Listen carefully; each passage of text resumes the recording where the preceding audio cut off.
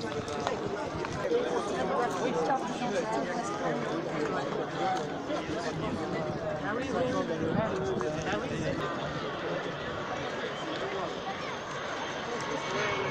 quoi les petits avions là à côté?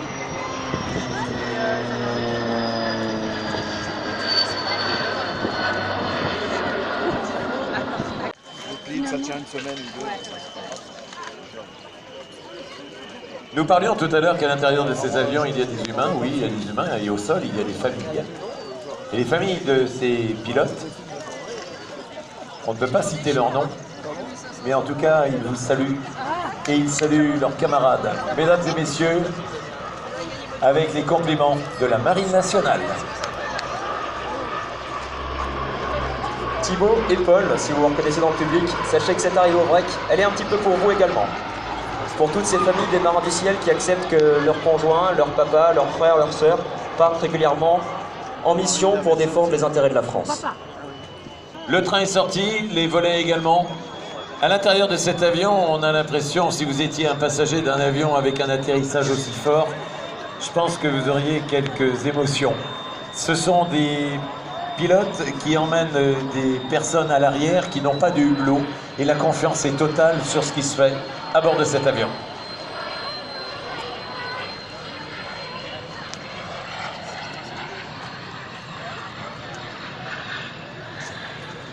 On se pose un peu plus long pour laisser la place aux collègues derrière. On a donc volontairement utilisé une partie de la piste et on en a laissé une autre parce que celui qui arrive derrière va faire à peu près de même, mais un petit peu plus court, de façon à ce que celui qui est devant puisse sortir. On l'a vu tout à l'heure avec Stéphanie, on en parlait du roulage. Un roulage qui est un avion de ligne dans lequel on va faire des opérations aériennes militaires.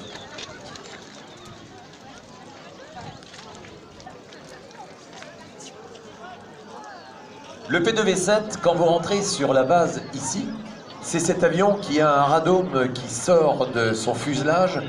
Et c'est un avion qui a la particularité d'avoir deux moteurs en étoile, mais également des réacteurs. C'était donc des aides au décollage, parce qu'à masse maximale, eh bien, il fallait l'épauler. Cet avion est devenu obsolète, et c'est pourquoi le ATL2 a été construit, donc la TL1 d'abord, puis la TL2, on l'a vu avec une évolution. Le concept du fuselage à double galbe a failli être repris par Airbus pour fabriquer l'Airbus A380.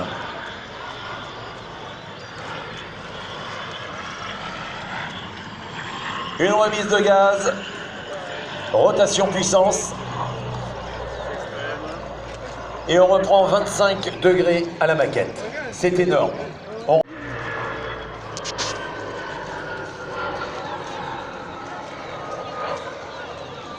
Cet avion, il est gracieux. Il vole avec beaucoup de grâce et pourtant, il a 46 tonnes en masse maximale.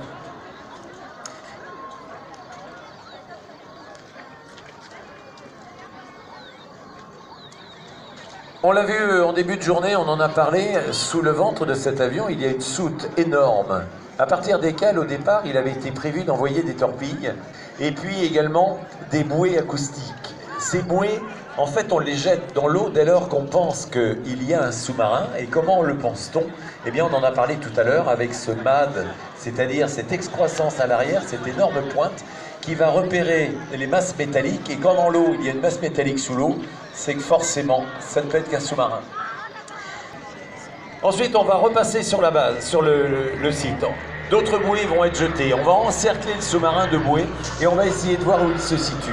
Comme je vous l'ai dit, il y a une partie d'échec et de cache-cache qui va s'installer. Et donc le sous-marin va peut-être plonger à 30 degrés d'assiette très rapidement pour rejoindre des profondeurs pour se retrouver non repérable, ou du moins difficilement repérable. Regardez la patrouille de France qui est alignée devant vous en deux box. Ils vont décoller 4 par 4. La première, le box avant, lâche les freins avec à sa tête le lieutenant-colonel Joas, le leader. Ils vont rouler pendant une quinzaine de secondes avant de décoller et derrière, les 4 autres vont immédiatement pris le relais et avec la fumée vont décoller aussitôt pour rejoindre les 4 premiers et former le fameux diamant de la patrouille de France. De regarder la patrouille de France arrive face à vous en grande flèche avec les trois couleurs, le bleu, le blanc et le rouge.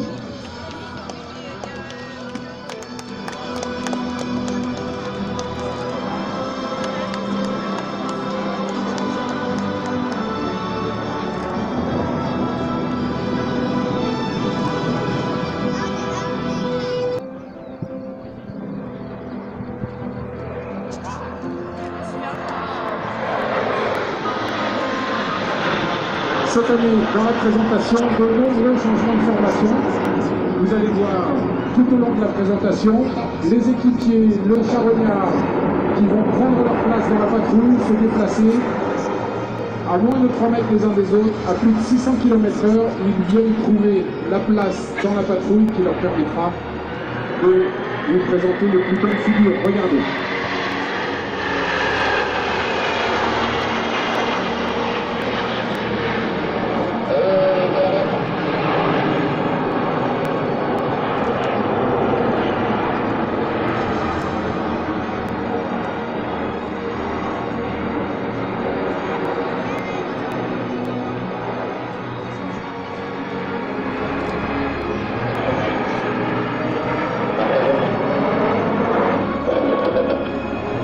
Thomas Pesquet qui, comme beaucoup d'autres représentants, nous fait l'honneur de sa visite.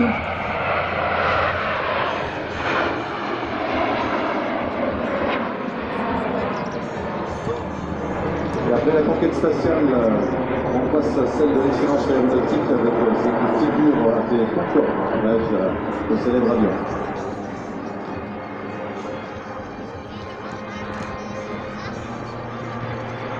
Le Concorde pour rendre hommage à ce fleuron de l'aéronautique française qui avait 40 ans d'avance sur tout le monde et qui a maintenant arrêté de voler parce que les normes environnementales ne lui permettaient plus de se poser à New York, mais qui a toujours laissé une empreinte incroyable dans le souvenir de ceux qui l'ont emprunté et qui pour l'instant n'a jamais été remplacé. Et voilà la fumée au coup de colette, le drapeau bleu-blanc-rouge, le drapeau français avec un passage en dard, une formation qui symbolise la force de frappe, la puissance de l'armée de l'air et des armées françaises qui tous les jours vous protègent. Les deux boxes, le box avant et le box arrière, vont effectuer une boucle simultanée.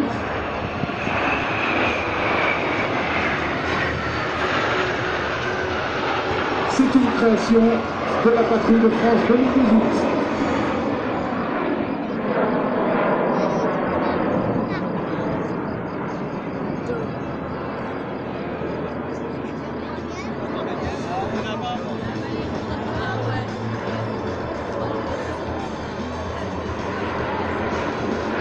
La patrouille s'est séparée, il va bien sûr falloir la rassembler.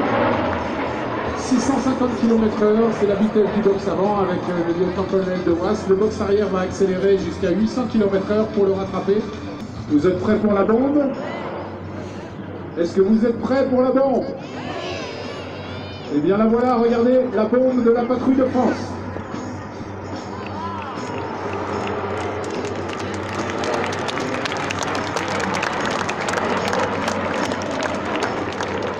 La patrouille qui s'est maintenant séparée et le ruban, comme on l'appelle, c'est-à-dire la phase à 8, va laisser place au croisement, à la synchro des solos. Regardez, 2 à gauche, 2 à droite.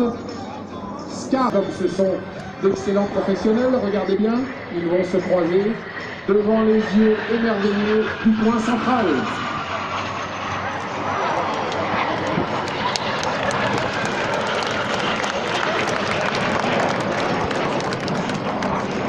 Je vous rappelle la vitesse de rapprochement à plus de 1200 km/h.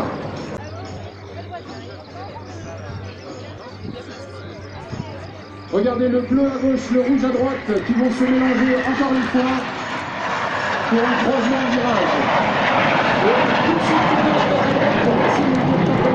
Qui revient avec le box avant pour un passage en mise d'eau. Regardez, les 4 avions se mettent sur le dos en même temps. Magnifique performance, ils vont revenir sur le ventre et les équipiers, grâce à une barrique, vont revenir chercher leur place.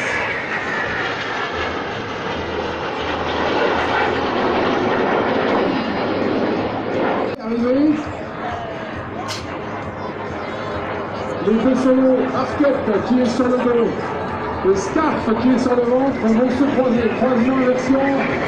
Stop. Regardez les filles se croisent encore une fois. Et le Scarf est passé sur le dos tandis qu'Arquette est repassé sur le ventre.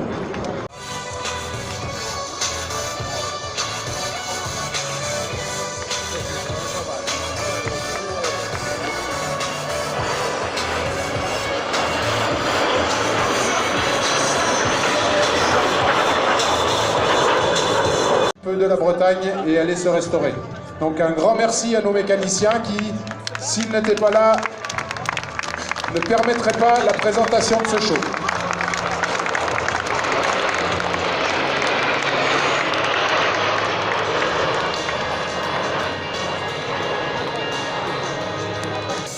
On l'appelle le charognard parce qu'il respire les fumées du leader juste derrière et qu'il aspire à être le leader l'année prochaine.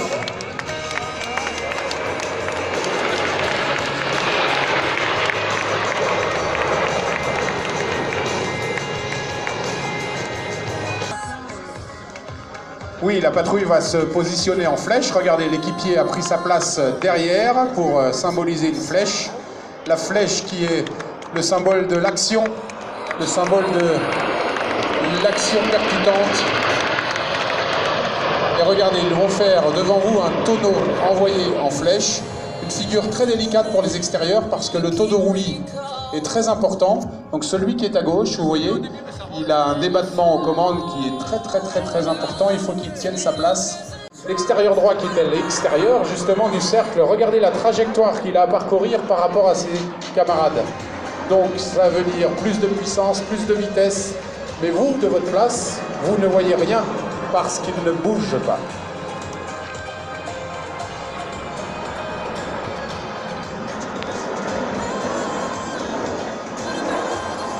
Mesdames et messieurs, l'éclatement final de la patrouille de France et la Marseillaise.